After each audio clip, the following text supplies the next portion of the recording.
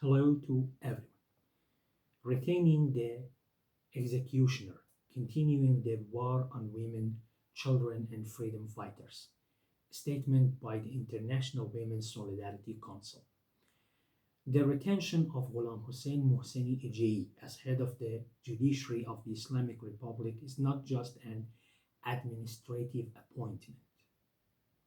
It's a clear declaration of the continuation of a government that has based its survival on repression, executions, intimidation, and organized violations of human rights.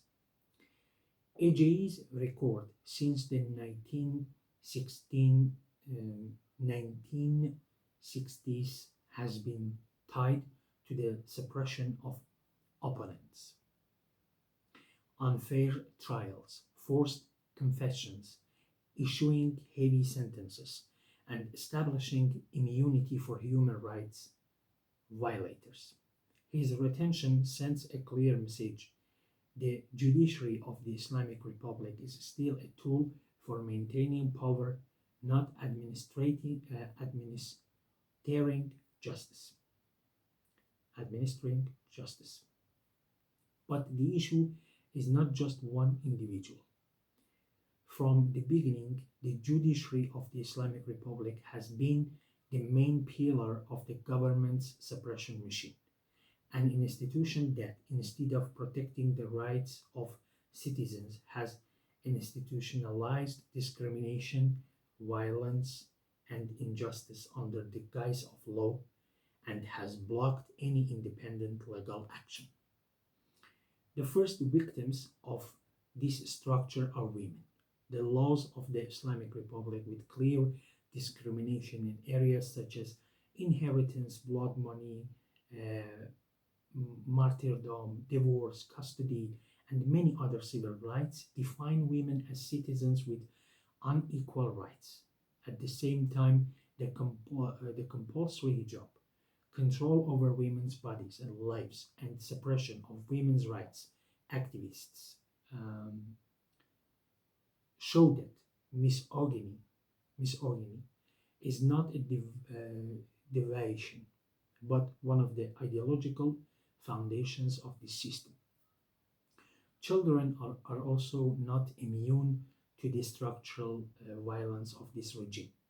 Child labor, early marriage, inadequate support for child victims of violence, the low age of criminal responsibility, and security encounters with children and adolescents indicate that even the most basic rights of children have been sacrificed to political and ideological expediency in this structure. Alongside them, Iranian freedom seekers, from women's rights activists, journalists, writers, lawyers, teachers, workers, students, artists, and human rights defenders, to all political critics and opponents, have faced arbitrary arrests, torture, torture, denial of fair trial, heavy sentences, and executions for years. In such a structure, justice has become a tool to eliminate opponents and ensure the survival of political power.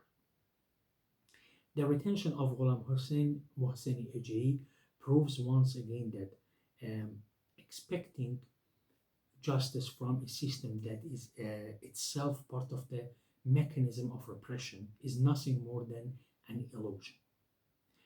As long as the law serves ideology, discrimination, and tyranny, the judiciary will not be a refuge for citizens, but rather one of the most important tools for violating their rights. The International Women's Solidarity Council believes that women's freedom is inseparable from the freedom of society. The fight against gender discrimination, the defense of children's rights, and standing alongside all freedom seekers are three fronts of a single struggle for human dignity, equality, and freedom. We call on all freedom seekers' forces civil society organizations, human rights organizations, women's movements, labor, student, and cultural organizations, and all awakened consciences not to remain silent in the face of the Islamic Republic's machine of repression, because silence legitimizes the continuation of injustice. As long as human rights violators enjoy impunity and the judiciary is turned into an instrument of repression, there will be no justice, no freedom, and no equality. A human future can only be built on the rule of law, full equality of all citizens, true independence of the judiciary, and accountability of those who commit human rights violations. International Women's Solidarity Council. Till next video and text.